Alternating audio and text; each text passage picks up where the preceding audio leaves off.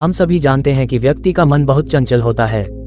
यही कारण है कि मन अशांत रहता है और कई तरह के सवालों का जन्म भी अशांत मन के कारण ही होता है। यदि आप जीवन में शांति चाहते हैं तो इसके लिए जरूरी है मन को शांत करना। लेकिन मन को शांत कैसे किया जाए? गौतम बुद्ध से जुड़ी इस कहानी के माध्यम से आप जान सकते हैं कि मन को शांत करने का क्या तरीका है। इसमें भगवान गौतम बुद्ध द्वारा मन को शांत करने के आयामों के बारे में बताया गया है। जानते हैं इस कहानी के बारे में जिससे आपका जीवन बदल जाएगा। मन को शांत करने की कहानी।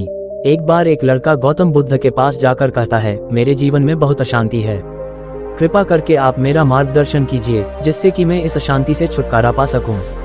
गौतम बुद्ध लड़के से जीवन की अशांति का कारण पूछते हैं। लड़का उत्तर देता है, अत्यधिक विचारों के कारण मेरे भीतर बहुत सारे विचार आते हैं जिससे मेरा मन अशांत रहता है। बुद्ध मुस्कुराते हुए कहते हैं, ऊपर आकाश की ओर देखो और बताओ कि तुम्हें सूर्य दिख रहा है। लड़का ऊपर देखता है और कहता है, धूप दिख रहा है। बुद्ध उससे पूछते हैं कि अगर तुम लगातार धूप में खड़े रहोगे तब क्या होगा? वह कहता है, मुझे अत्यधिक गर्मी लगेगी और शरीर में बेचैनी होगी। बुद्ध लड़के से कहते हैं कि अगर धूप में खड़े रहने से तुम्हें गर्मी लगती है तो इसमें दोष किसका है, सूर्य के ताप का या तुम्हारा? लड़का कुछ सोचने के बाद कहता है, इसका जवाब आप भी बताइए।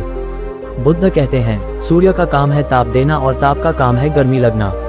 ऐसे में तो दोष तुम्हारा ही है कि तुम धूप में जाकर खड़े हुए जिससे कि तुम्हें गर्मी लगी। तुम्हें अगर शीतलता चाहिए तो तुम्हें छांव में रहना होगा। ठीक इसी तरह चंचल मन का भी स्वभाव होता है विचारों और भावनाओं को जागृत करना। विचार क्षण भर के लिए होते हैं लेकिन विचार से पैदा हुई भावनाएं देर तक टिकी रहती है। लेकिन ये तुम्हें निर्णय लेना है कि तुम्हें विचार और भावनाओं के साथ चलना है या अलग दिशा बनानी है। कैसे करें मन को शांत? बुद्ध कहते हैं, मन को शांत करने के लिए तन के आयाम पर काम करना सबसे आसान तरीका है। शरीर के स्तर पर हमारी कर्मेंद्रियां और ज्ञानेंद्रियां है। कर्मेंद्रियां कर्म और ज्ञानेंद्रियां ज्ञान से जुड़ी होती है। इससे हम अपनी संवेदनशीलता को बढ़ा सकते हैं, यानी हम जो भी काम करें उसे आनंद के साथ करें। मन के आयाम से हटकर तन के आयाम पर जाने से ही तुम्हारा चित्त शांत होगा। ऐसा करने से तुम मन के आयाम से हटकर शरीर के आयाम पर आ जाओगे, ठीक उसी तरह जैसे तुम धूप से हटकर छांव में आ सकते थे। मन के आयाम से हटने पर तुम्हारी जागरूकता तन पर आ जाएगी। जब तुम तन के आयाम पर काम करोगे तब तुम्हारा चित्त शांत होगा। इसलिए हर काम को तन के आयाम पर करने से मन स्वतः शांत हो जाता है। अपने मन के विचार और भावना को नहीं बल्कि सुर को सुनो।